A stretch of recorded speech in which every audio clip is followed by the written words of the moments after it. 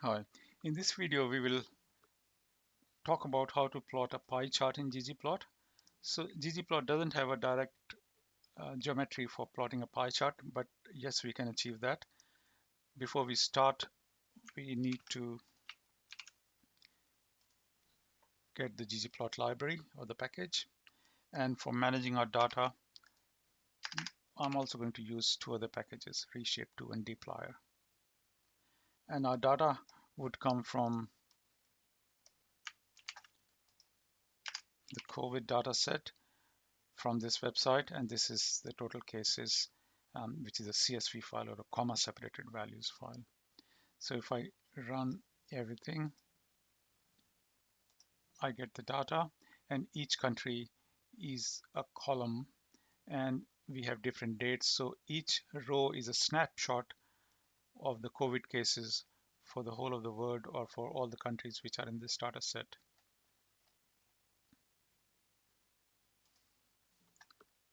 And I would be melting this data to convert this data into a long format. So each column, the first column represents the dates, the second column represents each countries, and the third column represents the number of cases for that country. And then because we are interested in the latest cases, so we will filter it. We don't want to see the word as a separate geography, so we remove that. We just want each country, and then we just want the maximum of the date, so that will give us the latest data. So this seems to be the latest data which I have in this data set which was downloaded. Because there's so many countries in there, I want to limit the countries to the top 20 countries. So I'm arranging it by a descending order of the number of cases and then picking the top 20. So top 20 gives us this. Okay, let's start plotting or let's start developing our pie chart with this data. So the first thing is I'm just plotting a bar chart. So here we go, a standard bar chart. And now to convert this into a pie chart, I'll start first with the polar coordinates. So let's see what just the introduction of this line does to our bar chart.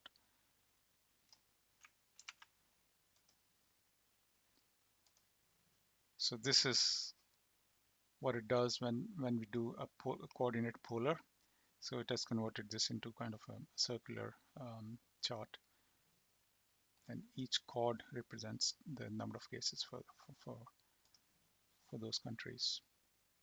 And now I'm just going to make a small transformation to this. If you notice that the only thing which I've done is in the chord polar, I've given y and the start equals 0. So let's see what it does for us.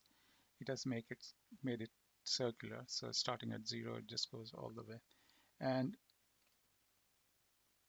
one more thing I want to do, if I get rid of this variable and make it kind of a blank, just see what it does now for us. This has given a circle. So it's basically a pie chart, but the color seems to be missing, or it's every chord, every part of pie chart is of the same color. So I am going to put fill equals variable. So with that, we would expect each country to be colored differently in the.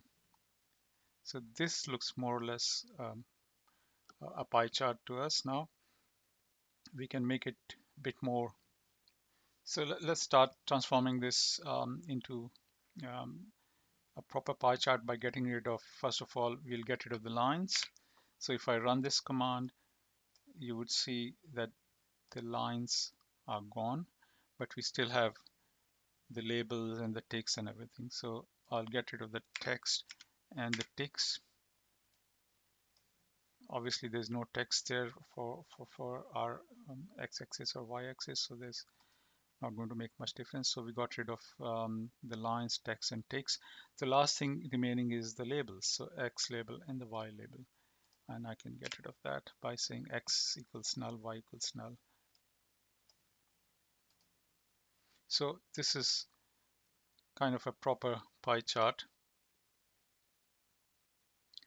and to make it a bit more useful, I can put some labels into that as well. So for putting the labels, let me add another line in there. So I'm using the geom text, and I'm saying that the label would be, in this case, I'm going to use the percentage value. So I'm saying value is value divided by the sum of the value of the whole data set, and then multiply by 100, and then put a label at the end as a percentage label. And the position is position stack, and v justification equals half. So let's see what this does for us.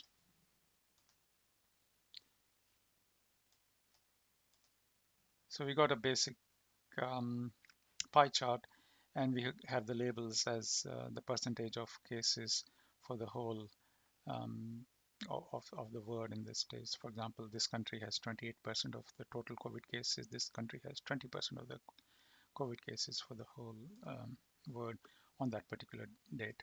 So we can still go further, and I can start putting some text labels or the titles or subtitles, etc. For example, if I run this, I get the title, subtitle, and the caption at the end. Now, if you notice that it's only giving us the percentage, and it's very hard to put a lot of data in this pie chart because the segments are very, very small. So what do we do with that kind of scenario? One scenario is to give them a text label. So, and this is what I use in some cases. For example, I am using my top 20 data which we created, and I would create another column in this by using this command, and I'm creating another column called ID, and I want to give each row a different letter, and let's see what it does for us. So if I look at my top 20 with, so we got an ID field in there, and each country has been given a label. Maybe we can use this label instead of the whole the country name input. So with that data set top 20 with the variables which we have already added as A, B, C, D, let's use that as a label and plot our data.